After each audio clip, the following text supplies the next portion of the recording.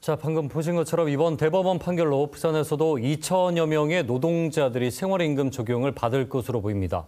어디까지 또 어떻게 적용하는지 그리고 그 과정에 문제는 없는지 취재 기자와 함께 자세한 얘기 나눠보겠습니다. 김아란의 기자 스튜디오에 모셨습니다. 자, 어서 오십시오. 안녕하십니까.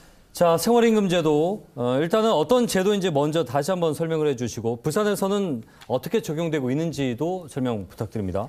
네, 앞서 리포트에서도 말씀드린 것처럼 생활임금 제도는 사람다운 삶을 영위할 수 있도록 마련된 제도입니다. 최저임금제가 최소한의 임금을 규정한 제도라면 그보다 조금 더 나은 삶을 살 수 있도록 물가 상승분이나 소득 정도를 고려해서 임금을 좀 더 높이는 방식인데요. 예. 물론 요즘 사회에서는 최저임금이 사실상 최고임금이다 할 정도로 최저임금 보장받기도 쉽지가 않고 최저임금을 제공하는 사용자들도 부담이 많다고 호소하고 있습니다. 하지만 적어도 노동자 한 명이 한 달 동안 돈을 벌어서 생계만 겨우 유지하는 수준으로 산다는 건 너무 가혹한 일이거든요. 그렇죠. 생활임금 제도의 취지는 이보다는 조금 더 나은 삶을 보장하자는 데서 출발했습니다. 부산에서는 2018년 처음 도입됐는데 올해 생활임금은 시간당 11,074원입니다. 최저임금인 9,620원보다는 1,400원 정도 높습니다. 예. 전국 17개 시도 가운데서 부산의 임금액은 10번째 정도고요. 지난해 인상분은 1.9% 수준으로 물가 상승률도 겨우 반영한 수준입니다. 네.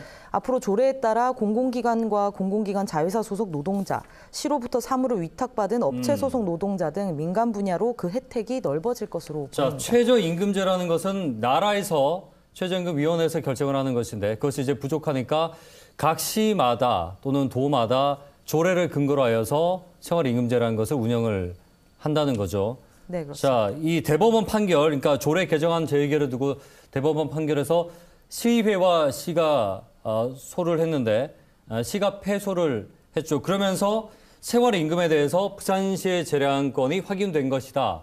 대법원 판결이. 그러니까 해도 된다는 거예요, 시에서. 그러면은 부산시가 생활임금을 관리하는 권한이 지금 어디까지입니까?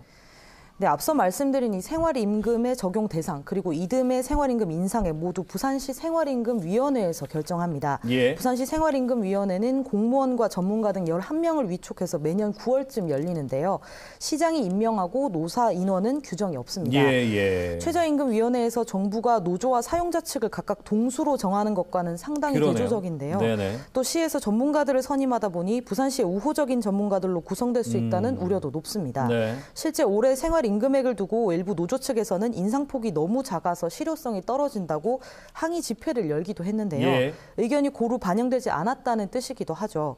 여기에 대해 부산시는 최대한 고르게 위원들을 선발해 객관적인 평가를 할 수 있도록 노력하고 있다고 입장을 밝혔습니다. 네. 하지만 아무래도 임명 구조부터 부산시에 유리하다는 점은 외면하기는 어려울 것 같습니다. 자, 원래 최저임금이 9,620원, 내년에 9,860원인데 그렇다면 생활임금도 마찬가지죠. 내년도 인상액이라든지 또 대상자도 다시 정해야 될 테고요. 대법원 판결까지 나온 상황에서 부산시에서도 뭐 부담이 적지 않겠어요? 예. 네, 그렇습니다. 대법원에서 조례가 문제가 없다는 판결을 내면서 올해부터는 특히나 적용 대상이 민감해질 수밖에 없는데요. 예. 강제성을 가지고는 있지 않아서 생활임금 적용 대상의 경우 조례가 하나의 기준이라고 보면 이해를 하시기가 쉽습니다. 예. 현재 부산에서는 부산의 공공기관, 민간 위탁 등 관련 노동자가 6천여 명이 넘습니다. 올해부터 생활임금 적용을 받고 있는 노동자가 이미 2천여 명 정도인데 상당히 차이가 크죠. 그러네요. 예. 이 가운데서 내년도 생활임금 적용 대상자를 현재 부산시가 추리고 있는데요. 생활임금보다 임금을 많이 받거나 계약 조건이 변하는 등 일부 노동자를 제외해도 증가가 불가피할 것으로 보입니다. 이미 올해 적용 대상을 늘리면서 예산이 25억 정도 늘어난 상태거든요. 올해도 임금 상승액을 반영하면 내년은 최소 5억 이상 예산이 더 늘어날 것으로 부산시는 내다보고 있습니다.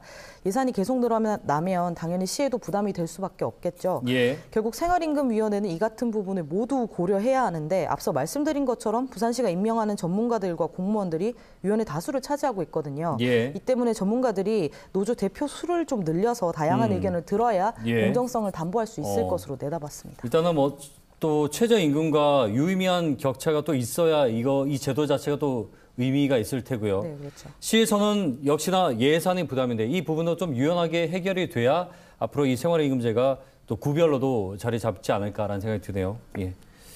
말씀 여기까지 듣겠습니다. 고맙습니다. 김아란의 기자와 함께했습니다.